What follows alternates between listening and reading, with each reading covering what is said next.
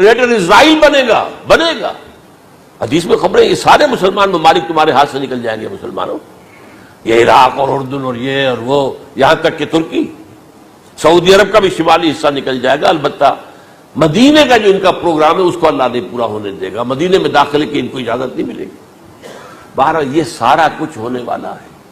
وہ وقت بھی آنے والا ہے کہ حضور کی ایک حدیث کے مطابق ایک شخص کے 1000 بیٹے ہوں گے تو 999 ختم ہو جائیں گے، ایک بچے گا. یہ وقت بھی آنے والا ہے کہ حضور فرماتے ہیں اتنی بڑی جنگ ہوگی، اتنی خوریزی ہوگی کہ پوری زمین اٹھ جائے گی لاشوں سے. تو پرندہ جو ہے کوئی، ایک تو پرندے ہوتے ہیں کہ جو مردار خور ہے، گدھ ہے، وہ تو بڑی خوشی سے اتریں گے، تناول فرمائیں گے لاشوں کو. اسی طریقے سے کوے ہیں، چیلے ہیں. لیکن جو نفاست پسند پرندے ہیں وہ لاش کے اوپر اترنا نہیں چاہتے. تو ایک پرندہ اڑتا چلا جائے گا، اسے کہیں زمین پر اترنے کی جگہ نہیں ملے گی، لاشیں ہی لاشیں ہوں گی. یہاں تک کہ وہ تھک ہار کر اس کے جو ہے پر جواب دے جائیں گے، گرے گا تو لاش پر گرے گا. یہ وقت آنے والا، اور یہ یہودیوں کے ہاتھوں، یا یہودیوں کے جو سپورٹرز ہیں اس وقت، جو ان کے ہاتھ میں آلہ کار ہیں، ان کے ہاتھوں آنا ہے. میرے نزدیک اس کام کے لیے اس ملعون قوم کو کہ جو حضرت عیسیٰ کے زمانے سے ملعون ہو چکی ہے، اس کو باقی رکھا گیا ہے. اسے یہ موقع دیا گیا ہے. اس نے اسرائیل بنا لیا ہے. تقریباً 2000 سال کے بعد وہ دوبارہ آ کر آباد ہوئے اس سرزمین میں جہاں سے نکال دیے گئے تھے 70 عیسوی کے اندر. یہ سارا کچھ کیوں ہو رہا ہے؟ ان کا یہ استثناء کیوں کیا گیا؟ یہ بڑی تلخ بات ہے، یہ یاد کر لیجیے. کیونکہ یا تو قوم اسی وقت ہلاک کر دی جاتی، جیسا کہ ہوا قوم نوح، قوم ہود، قوم عاد، قوم ثمود، قوم شعیب. یہ ہوا کہ نہیں ہوا؟ اور سدوم اور عمورہ کی بستیاں جہاں حضرت لوط بھیجے گئے، اور آل فرعون جو ہلاک کیے گئے. یا تو پوری قوم ہلاک کی جاتی، نہیں.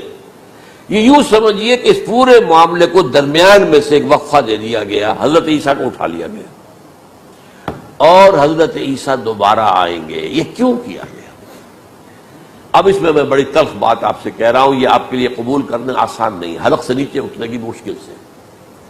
اس قوم کو زندہ رکھا گیا ہے جو ملعون اور مغضوب علیہم قوم ہے. سب سورہ فاتحہ میں مفسرین لکھتے ہیں ضالین یہ نصارہ ہے اور مغضوب علیہم یہ یہودی ہیں. اور قرآن کہتا ہے لعن الذین کفروا من اہل الکتاب علی لسان داؤد وعیسی ابن مریم، لعنت کی گئی.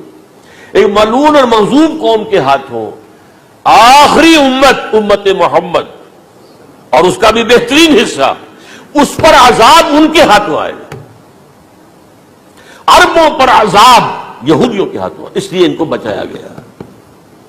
یہ میں نے کئی دفعہ واقعہ سنایا، مولانا اسلائی صاحب بتایا کرتے تھے، کیونکہ وہ راجپوت تھے، یو پی کے راجپوت، مشرقی حصے کے، کہ ہمارے ہاں کوئی نوجوان اگر کوئی بڑی گری ہوئی حرکت کرتا تھا تو اس کے سر پر چمار کے ذریعے، چمار کے ہاتھوں جوتا لگوایا جاتا تھا.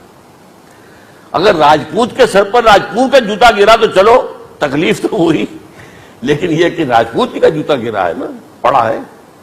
لیکن راجپوت کے سر پر چمار کا جوتا، جس کو آپ انگریزی میں کہتے ہیں to add insult to injury, وہ تکلیف بھی ہے جوتا کھانے کی اور انسلٹ ہے کہ ایک چمار مار رہا.